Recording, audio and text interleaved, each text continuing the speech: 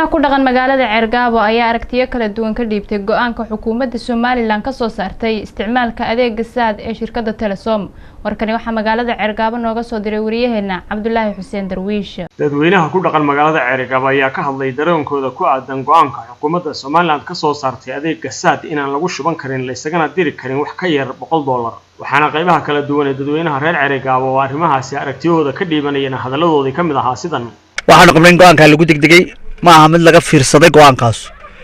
waa go'aan dadkii turtaba kiciyay waxaan leenahay arrinka laga noqdo total anagu waa ka arrinta waxaan leenahay dawladdu ha ka noqoto fikriyana anagu ma raacsanin arrinta maadaama nahay dadkii mas'uulka shacabka markaanu shacabka aragnay oo dadka aragnay aad iyo aad baa arrinta looga soo horjeedaa eyl ilaa iyo waan daadsanahay ilaa iyo garadag iyo barkada al xirsi halka iyo Djibouti ragii iyana qaar baa tagay dadka inta ku filaqsan adeer maanta la yiraahdo wixii niba waa la jooji malaayiin dollar ay suma diraan $5 iyo $10 baa la isu diray $5 iyo 10 iyo 50 baa loo daayay anagu sicir bararka uma aragno inuu saadku keenay sicir bararka waxa keenay saan u aragno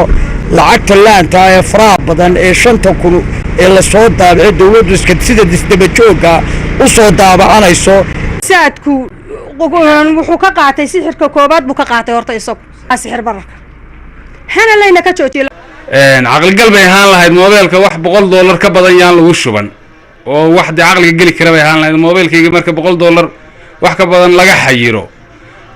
dollar ba ma sarifteen badan oo cash ku halkaas ka isaga oo la aamugta dadka daqdaqarka laga daayo hagardaamadu waa wixii hore inoo dilay dadka laga daayano anagu leenahay baan dhahay hadaanu jirin oo dadka wax u kala sarifaya waa hagardaamo waa dibindaabi waa qaran dumis kaliya waxaan u aragnaa in niman inta soo yimaadeen dadna maalin su'aal isweydiiyay oo maxaynu sameeynaa dadna yirisaadka aynu xidhno oo halkii la oran jiray cudurka ka gala fardaha hadii laga dabeer dawladda lama gaariyo joojinta saadka in lagu isticmaalo $100 wax ka yar anigu waxaan taagnahay inay sicir bararka waxba ka taray ma baaki karo waxaan leenahay uma baahin taalaantaas baan u baahna shirkadaha Telesom iyo shirkadda loo yaqaano Dahabshiil Group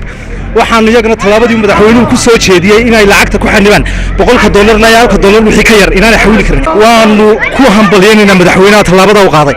shacabka baqtiyaya ee abaartu laysay ha loo daneeyo ama ha la wada xayiro baasha meesha laga wada saaro ama de hala daayo hadda riyadii baa danyartii baa wax la siiyay qodobkan sababtay u qaadatay waxay ahayd in lacagtii laan tahay hoos oo dadkii ay ka sii aami baxayaan in wax lagu kala iibsado laakiin kamay dawladdu xog ururin kamana ay fikirin dhibaatada ay dadka danyarta oo dhan ay ku keenin karto shalay baa dawladdu go'aan soo saartay maanta dollarkii waa jabay dawladdu hadday inta kaliya ku filayd oo saacada ay ku bedeli karaysay waxay dadka u akrinaysay marka hore garan maayo saadku anu waxaan aaminsanahay in sida xukuumaddu ay tiri in wax weyn waa taageersanahay waxaan ognahay oo la xaqiijinayaa ragga xogaalka ay xaqiijinayaan rag khubaraha ka hadleen in lacagtii Soomaaliland la soo daabaco madaxtooyada ay taalo oo lagu qof kale doono la siinayo oo qofkii dollar uu ku bedelanayo oo afkurabasho uu ku bedelayo $900 laan uu ku bedelayo $100 ama $1 milyan laan uu ku bedelayo $100 taas sixir barar keentay وعبد الله حسين درويش وعبري TV Ceergaabo.